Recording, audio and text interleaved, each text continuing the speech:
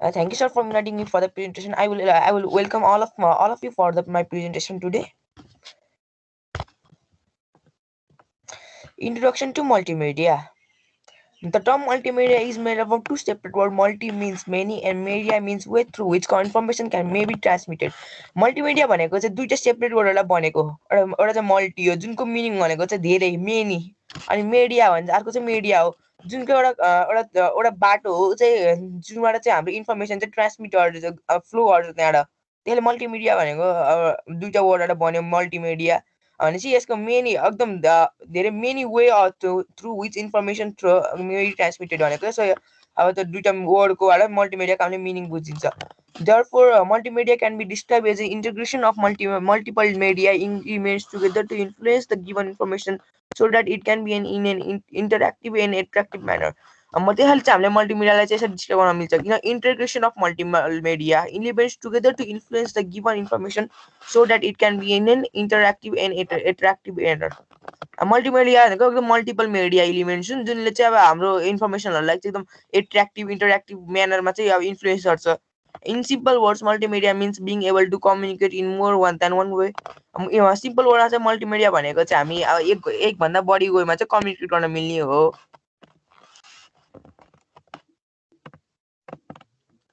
In computer system, the media used in multimedia presentation are text, graphics, animation, audio, video.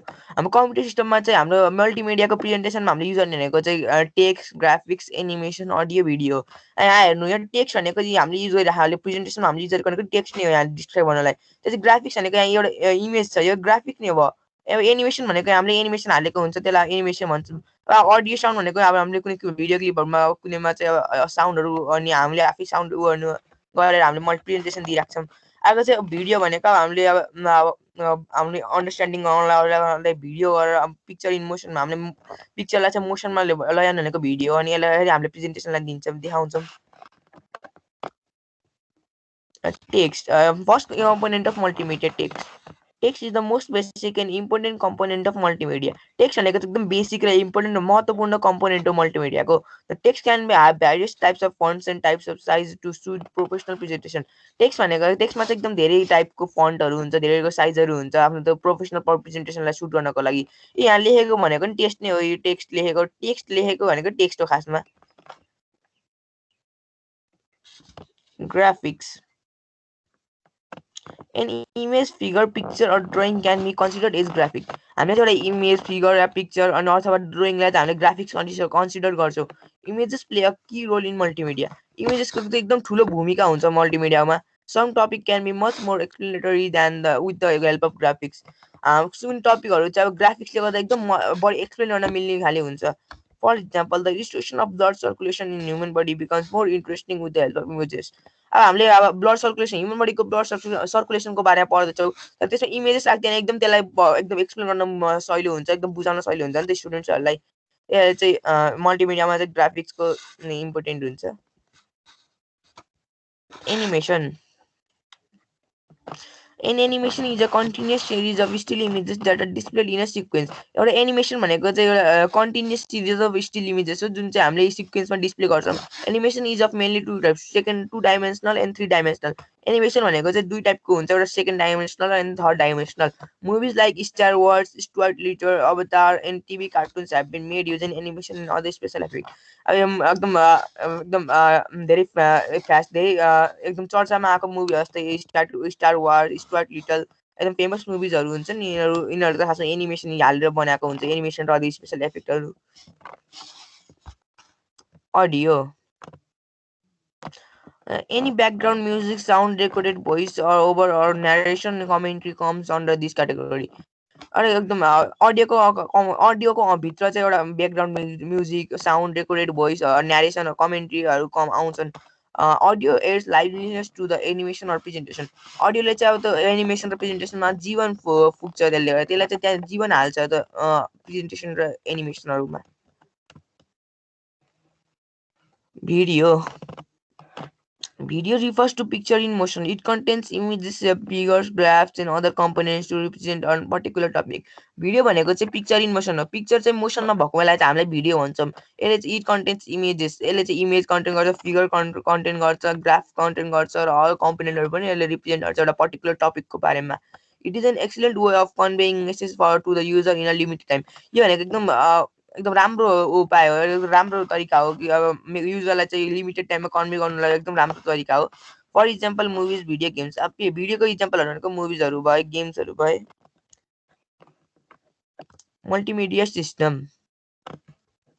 A multimedia computer system is a computer having capability to integrate two or more types of media.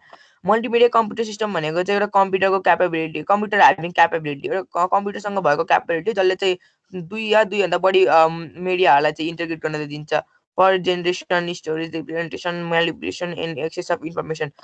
त्यो मिडियाहरूलाई चाहिँ स्टोरेजको लागि, जेनेरेसनको लागि, रिप्रेजेन्टेसनको लागि, म्यानिपुलेसनको लागि अनि information, मल्टिमिडियाको information एक्सेसको लागि त्यसले चाहिँ इन्टिग्रेट गर्छ. Following are the components of multimedia system: a fast computer, a color monitor with high resolution, large memory RAM, a sound card, graphics card, DVD drive, speakers, earphones, digital camera, microphone, projector, web camera. यी fast कम्प्युटरहरू चाहिँ मल्टिमिडियाको सिस्टममा चाहिने हार्डवेयरहरू हुन्. यिनीहरू बिना चाहिँ multimedia पुरा हुँदैन. अब त्यो मल्टिमिडियाको सिस्टममा चाहिने फास्ट कम्प्युटर, एकदम छिटो चल्ने कम्प्युटर चाहियो, अहिले लेटेस्ट भर्जन टाइपको. Colour monitor with high resolution भएको एउटा कलर मोनिटर चाहियो. लार्ज मेमोरी, अब त्यहाँ ऱ्याम चाहिँ अलिक ठुलो हुनु पर्यो, मेमोरी एकदम ठुलो भएको कम्प्युटर चाहियो. साउन्ड कार्ड चाहियो, ग्राफिक्स कार्ड चाहियो, डिभिडी ड्राइभ चाहियो, स्पिकर्सहरू चाहियो, हेडफोन्स चाहियो, डिजिटल क्यामेरा चाहियो, माइक्रोफोन, प्रोजेक्टर, वेब क्यामेराहरू चाहियो. Software for multimedia. Movies, sound, text, animation, and graphics are all integral part of multimedia. To produce these media elements, various software are available. Movie, sound, text, animation र ग्राफिक्सहरू चाहिँ मल्टिमिडियाको इन्टरगल part हुने, भित्री part हुन्. अनि तिनीहरूलाई इलिमेन्ट्सहरूलाई चाहिँ प्रोड्युस गर्नको लागि चाहिँ एउटा कति धेरै सफ्टवेयर एभाइलेबल हुन्छ. डिआरएस फलो PowerPoint, slide presentation software. अहिले पावर पोइन्ट हामीले युज गर्दा स्लाइड प्रेजेन्टेसनको लागि युज गर्छौँ. यो एउटा मल्टिमिडियाको एउटा सफ्टवेयर हो. यसले चाहिँ हामीलाई मल्टिमिडियाको कम्पोनेन्ट्सहरू कसरी डिस्क्राइब गरेको खै यहाँ हेरेर हामीले यो प्रेजेन्टेसनबाट हामीले पावर पोइन्टले बनाएको प्रेजेन्टेसनमा हामी देखिरहेका छौँ. कोरल ड्र ड्रइङ सफ्टवेयर. कोरल ड्र भनेको चाहिँ एउटा ड्रइङ सफ्टवेयर हो. यो त एमएस पेन्ट टाइप हो, जस्तो ड्रइङ गर्न युज हुने सफ्टवेयर हो. Macromedia FreeHand software. Macromedia FreeHand drawing software हो. म्याक्रोमिडिया फ्री ह्यान्ड पनि, यो पनि कोरल ड्र जस्तै हुन्छ. यो ड्रइङ सफ्टवेयर हो. एउटा फोटोसप, फोटो एडिटर सफ्टवेयर.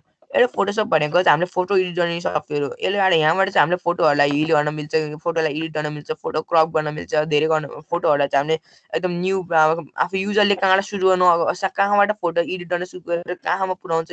यो एउटा फोटोसपमा एकदम राम्रोसँग फोटो एडिट गरिन्छ हामीले. MP3, MP4 multimedia utility software. MP3 multimedia अनि MP4 चाहिँ मल्टिमिडिया युटिलिटी सफ्टवेयर हो. यसले चाहिँ हामीले साउन्डलाई चाहिँ अडियोलाई चाहिँ भिडियोमा कन्भर्ट गर्नु हेल्प गर्नेवाला हो, हेल्प गर्छ. Window media player, multimedia utility software. Window media player भनेको चाहिँ मल्टिमिडियाको युटिलिटी सफ्टवेयर हो. क्विक टाइम, यो चाहिँ क्विक टाइम भनेको चाहिँ भिडियो एडिटिङ सफ्टवेयर. यसले चाहिँ हामीलाई भिडियो एडिट गर्न हेल्प गर्छ. एउटा मुभी मेकर, यो चाहिँ यो पनि भिडियो एडिटिङ सफ्टवेयर हो.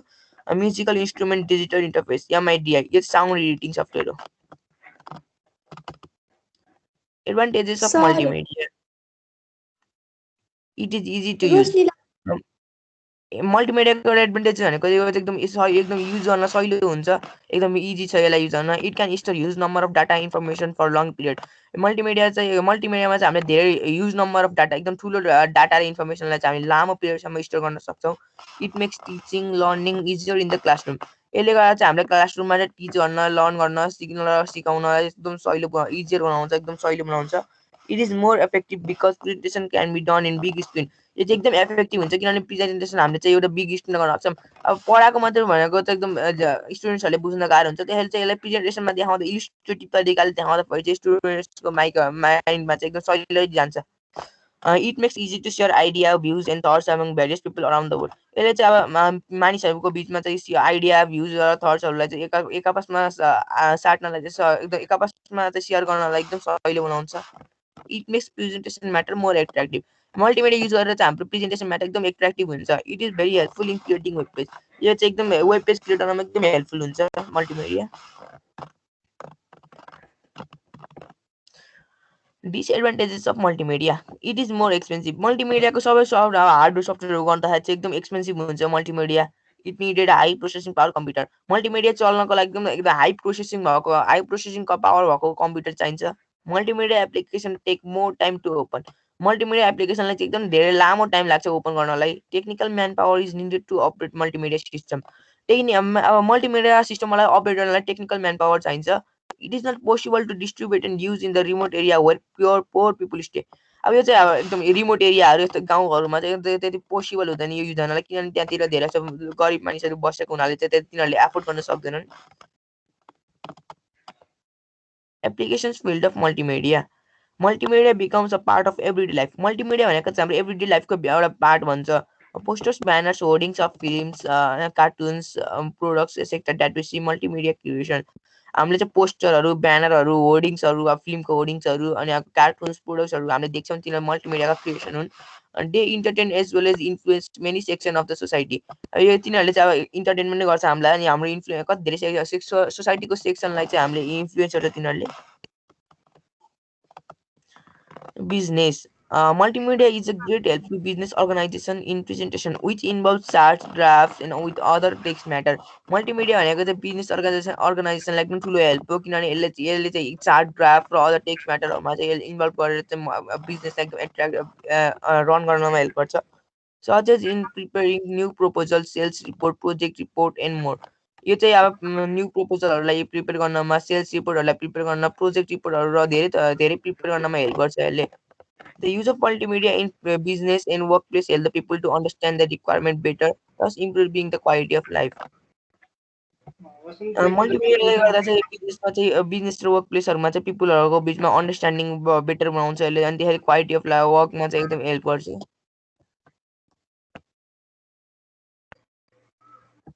Education.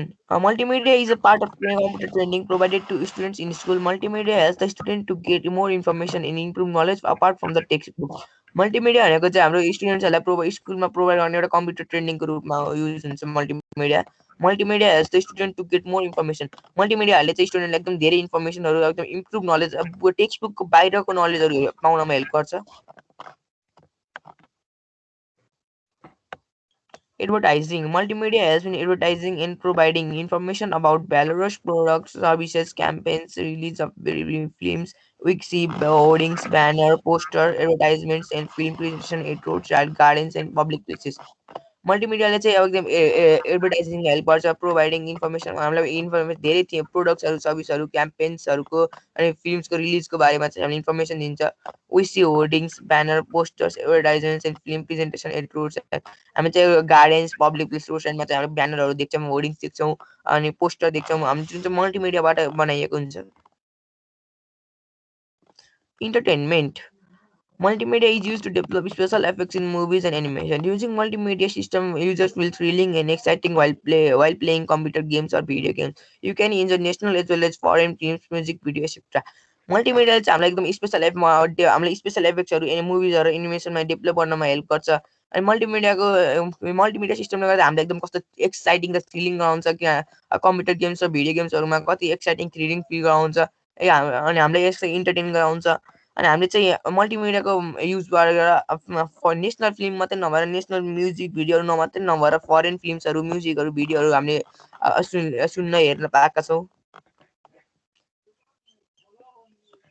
Training. The school, college, business organization, etc. use video clips, slideshow, etc. to train manpower. The driving, engineering process, airplane, and spacecraft launching, etc. School हामीले चाहिँ ट्रेनिङहरू चाहिँ school, college, business अर्गनाइजेसनहरूमा video क्लिप्सको slide सोको रूपमा चाहिँ मान्छेहरूलाई ट्रेन गरिन्छ मल्टिमिडियाको युजबाट. अनि यसले चाहिँ इन्जिनियरिङ प्रोसेस, ड्राइभिङ, एयरप्लेन र स्पेसक्राफ्टमा यो स्पेसक्राफ्ट लन्चिङमा पनि युज हुन्छ. Thank you sir. सर रोशनीलाई एड गर्नु रे.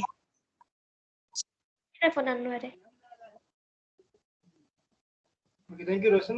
You are always the best, and today also you have shown your best presentation. But one more improvement you should do in is that in your speech, okay, there should be fluency in your speech. Okay, Roshan?